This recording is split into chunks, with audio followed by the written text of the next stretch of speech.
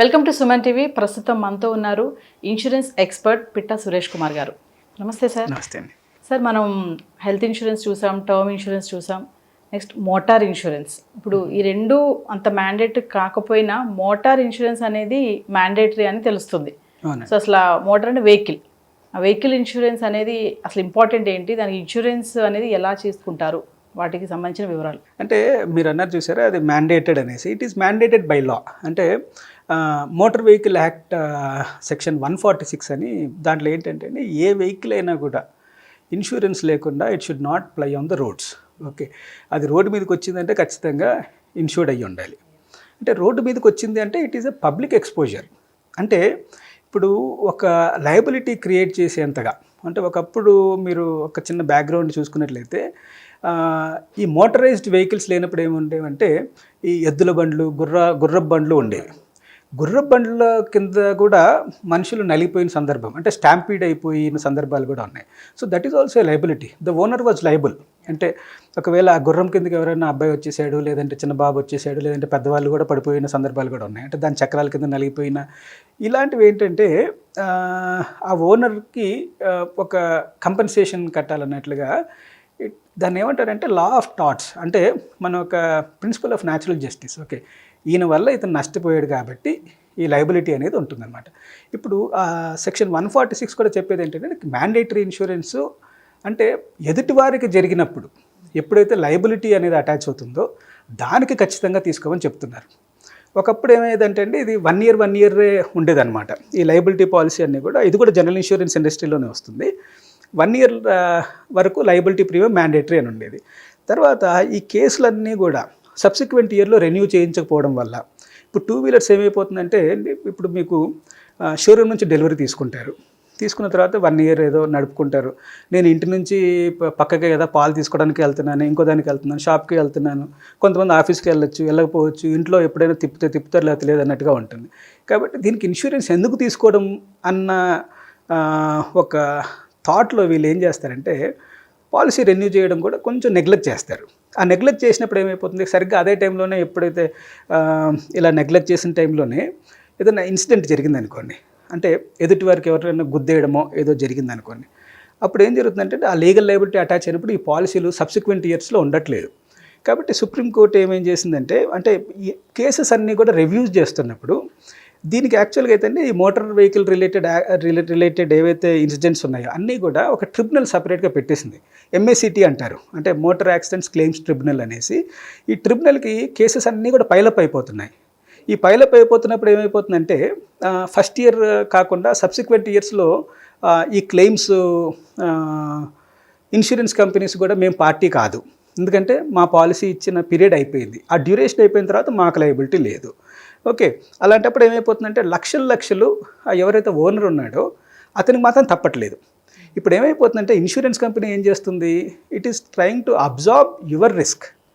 అంటే ఎవరైతే insured risk ఉంటుందో వాళ్ళు అబ్జార్బ్ చేసుకుంటున్నారు. అంటే it is like a risk transfer mechanism. అంటే రిస్క్ ట్రాన్స్ఫర్ మెకానిజం అంటే ఇన్సూరెన్స్ అంటేనే రిస్క్ ట్రాన్స్ఫర్ మెకానిజం. అంటే ఈయనకు ఉండే ఏదైతే ఆబ్లిగేషన్ కానీ లయబిలిటీ కానీ ఏదైతే అతనికి లీగల్గా ఒక పెనాల్టీ కానీ అవార్డు కానీ అతని అగేన్స్ట్గా ఇచ్చినప్పుడు insurance company takes that responsibility and compensate them.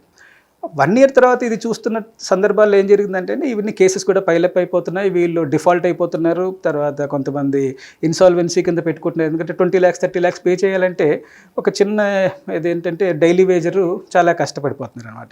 So ఇవి దృష్టిలో పెట్టుకుని సుప్రీంకోర్టు ఏం మ్యాండేట్ చేసిందంటే 5 years వరకు థర్డ్ పార్టీ లయబిలిటీ కంపల్సరీ చేసింది. అంటే ఏ బండి తీసుకున్నా కూడా ఫస్ట్ టైం ఎప్పుడైతే బుక్ చేసుకొని షోరూమ్ నుంచి బయటపడుతుంటే ఈ 2 వీలర్స్ అన్నిటికీ కూడా 5 years, ఈ ప్రైవేట్ కార్స్ ఉన్నాయి చూడండి, ఈ ప్రైవేట్ కార్స్ అన్నిటికీ కూడా 3 years మ్యాండేటరీ చేసింది. కాబట్టి ఓన్ డ్యామేజ్ అనేది ఆప్షనల్ అనింది అనమాట. అంటే మనం 2 రకాలుగా క్లెయిమ్స్ చూసుకున్నాం. ఒకటి, మన బండి వల్ల ఎదుటి వాళ్ళకి ఏమైనా జరిగినప్పుడు దాన్ని థర్డ్ పార్టీ లయబిలిటీ అంటారు. అదే థర్డ్ పార్టీ ప్రాపర్టీ డ్యామేజ్ అంటారు. అంటే మనుషులకు కాకుండా ఎవరిదైనా ప్రాపర్టీ డిస్ట్రాయ్ చేసింది అనుకోండి ఇదే వెహికల్, సో దానివల్ల ప్రాపర్టీ డ్యామేజ్ జరిగినప్పుడు TPPD కింద వెళ్తుంది అనమాట, థర్డ్ పార్టీ ప్రాపర్టీ డ్యామేజ్ అని. ఇవన్నీ కూడా లీగల్ ఆబ్లిగేషన్. ఇదే లీగల్ ఆబ్లిగేషన్తో పాటు కొన్నిసార్లు ఏమవుతుందంటే మన దగ్గర పెయిడ్ డ్రైవర్స్ కూడా ఉండొచ్చు. కొన్నిసార్లు మీరు చూస్తూ ఉంటారు డ్రైవరు, క్లీనరు ఇవి కూడా ఉంటారు. అంటే ఇవి కూడా మోటార్ వెహికల్కి సంబంధించిన ఇప్పుడు మీకు పెద్ద పెద్ద గూడ్స్ క్యారియర్స్ అవన్నీ ఉన్నాయనుకోండి. సో అక్కడ హమాలీస్ అని చెప్పేసి వాళ్ళకు కూడా ఎంతమంది ఉన్నారు అది కూడా తీసుకుంటారు, డ్రైవర్కి తీసుకుంటారు. సో అది కూడా ఒక లీగల్ లయబిలిటీ. దానికి ఏమైపోతుందంటే అండి అక్కడ కూడా ఒక లయబిలిటీయే, బట్ అది వర్క్మెన్ కంపెన్సేషన్. అంటే ఈ మధ్య దాన్ని ఎంప్లాయీ కంపెన్సేషన్ కింద మార్చారు. సో ఆ ఎంప్లాయీ కంపెన్సేషన్ కూడా ఈ మోటార్ వెహికల్లోనే ఒక భాగం కిందే ఉందండి. సో దీంట్లో మరి ఇన్సూరెన్స్ని రెన్యువల్ చేయడం అనేది ఎప్పుడు ఉంటుంది సార్? పీరియడ్ ఆఫ్ టైం అంటే అండి ఇప్పుడు ప్రతి ఒక్క జనరల్ ఇన్సూరెన్స్ కంపెనీ పాలసీ అయితే మాత్రం యాన్యువల్లీ రెన్యూవబుల్, అంటే ప్రతి ఏడాదికి రెన్యూ చేసుకుంటూ ఉండాలి. కాకపోతే ఈ సుప్రీంకోర్టు రూలింగ్ తర్వాత థర్డ్ పార్టీ లైబిలిటీ ఏదైతే ఉందో మోటార్ బైక్స్లో, ఆ మోటార్ బైక్స్కి అయితే మాత్రం 5 yearsకి ఒకసారి చేసుకోవాల్సి వస్తుంది. ఇంకొకటి ఓన్ డ్యామేజ్ అయితే మాత్రం ఎవ్రీ ఇయర్ చేసుకోవచ్చు. అంటే వీళ్ళు ఇది కాంబినేషన్ కింద తీసుకుంటారు. అంటే 3 years of third party liability plus 1 year of own damage. ఈ ఓన్ డ్యామేజ్ అనేది కూడా ఏంటంటే అండి కొన్నిసార్లు డిప్రిషియేషన్ ఉంటుందన్నమాట. సో ఓన్ డ్యామేజ్ అంటే వెహికల్కి జరుగుతున్న డ్యామేజెస్. ఓన్ డ్యామేజ్కి ఎప్పుడైతే ఇంపాక్ట్ అయ్యి దానికి ఏమైనా యాక్సిడెంట్లో ఇదైపోయి ముందు చాలా డ్యామేజ్ అయిపోయినప్పుడు ఏమవుతుందంటే అండి ఇప్పుడు మనకి పెయింటింగ్ రిలేటెడ్గా రావచ్చు, డెంటింగ్ రిలేటెడ్ కావచ్చు, పార్ట్స్ రిప్లేస్మెంట్ రావచ్చు. సో ఇంకా కొన్నిటికి రిపేర్ రిలేటెడ్గా ఉండొచ్చు. అన్ని ఎక్స్పెన్సెస్గా తీసుకున్నప్పుడు అంటే ఒక్కొక్క ఐటెం బట్టి వాళ్ళు డిప్రిషియేషన్ ఇస్తారండి. అంటే ఇప్పుడు గ్లాస్ విండ్షీల్డ్ ఉందనుకోండి, విండ్షీల్డ్కి అయితే మాత్రం డిప్రిషియేట్ చేయరు. ఎందుకంటే గ్లాస్కి పెద్ద అంటే చిన్న చిన్న స్క్రాచెస్ తప్పించి దానికి ఎప్పుడు కూడా దానికి ఏముండదు అన్నట్టుగా. ఈ ప్లాస్టిక్ అండ్ రబ్బర్ పార్ట్స్కి అయితే మాత్రం 50% డిప్రిషియేట్ చేస్తున్నారు. ఇది ఏం చేశారంటే ఇన్సూరెన్స్ చేయించుకున్నా కూడా ఇంతవరకు డిప్రిషియేషన్ అంటే ఒకవేళ 30-40 వేలు క్లెయిమ్ అయింది అనుకోండి ఎవరిదన్నా వెహికల్, అంటే కారుకి డ్యామేజ్ అయింది 30-40,000 అయితే వాళ్ళకి 20-25 వేలకు మించి రావట్లేదు. సో దీన్ని చూసి ఏం చేశారంటే అండి ఒక 10 years బ్యాక్ అయితే మాత్రం ఈ కాంప్రహెన్సివ్ పాలసీస్లోనే అడిషనల్గా ఒక యాడ్ ఆన్ కిందని తీసుకుంటున్నారు. ఆ యాడ్ ఆన్ ఏంటంటే జీరో డిప్రిషియేషన్ కవర్ అని చెప్పేసి తీసుకుంటున్నారు. అది కార్లతో స్టార్ట్ అయింది. ఇప్పుడు 2 wheelers కూడా ఈ జీరో డిప్రిషియేషన్ పాలసీ ఉందండి.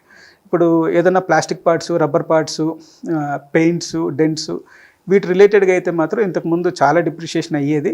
సో ఆ డిప్రిషియేషన్ అనేది వేవర్ తీసుకొని ఈ నిల్ డిప్రిషియేషన్ పాలసీ, నిల్ డిప్ అని మామూలుగా మార్కెట్లో అనుకుంటూ ఉంటారండి. నిల్ డిప్ అంటుంటారు. NILDEP అనమాట. అది నిల్ డిప్రిషియేషన్కి షార్ట్ ఫామ్లో అలా పిలుచుకుంటూ ఉంటారండి. సార్ ఈ వెహికల్ ఇన్సూరెన్స్లో అంటే టైప్స్ ఏమైనా ఉన్నాయా? ఏది మనం సెలెక్ట్ చేసుకోవాలి అంటే రకాలు ఏమన్నా? అంటే టైప్స్ అంటే ఇప్పుడు నేను చెప్పింది ఇదే అండి. అంటే ఒకటేమో థర్డ్ పార్టీ లయబిలిటీ అనేది mandatory section 146 of motor vehicle ప్రకారం. తర్వాత ఈ థర్డ్ పార్టీ లయబిలిటీలోనే మీరు ఒకటి గమనించినట్లయితే కొన్నిసార్లు ఏం జరుగుతుందంటే అవును నా వెహికల్ వల్ల వేరే వాళ్ళకి డ్యామేజ్ అయింది, ఇప్పుడు ఇతని మీదకి కేసు వేయాలా, లేదంటే వీళ్ళు కోర్టుకి వెళ్ళాలా, పోలీస్ స్టేషన్కి వెళ్ళాలా, ఎలా రికవర్ చేసుకోవాలి అన్నట్లుగా కూడా ఒకటి ఉంటుందండి.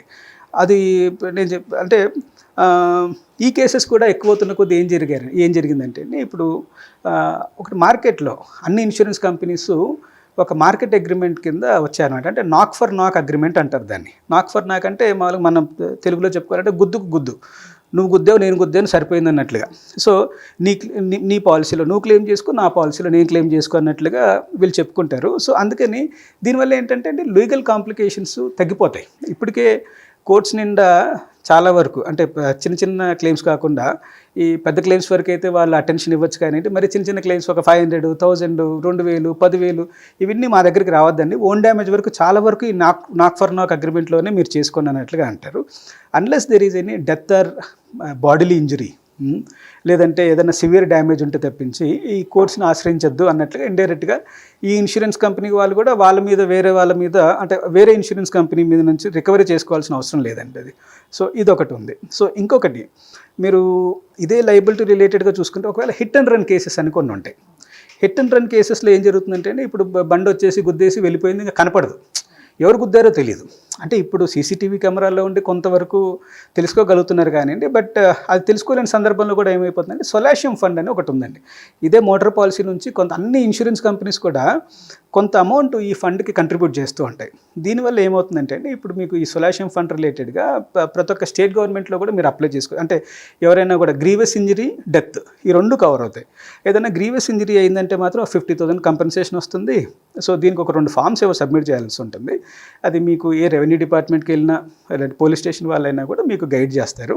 ఒకవేళ డెత్ అయితే మాత్రం 2 lakhs కంపెన్సేషన్ వస్తుంది. అంటే పలానా వ్యక్తి వల్ల ఇంజరీ జరిగింది లేదంటే డెత్ జరిగింది అనుకుంటే డైరెక్ట్గా మీరు పోలీస్ స్టేషన్లో కంప్లైంట్ చేయొచ్చు.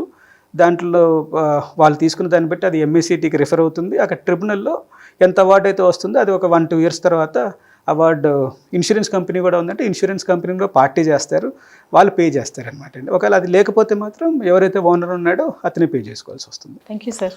Thank you so much.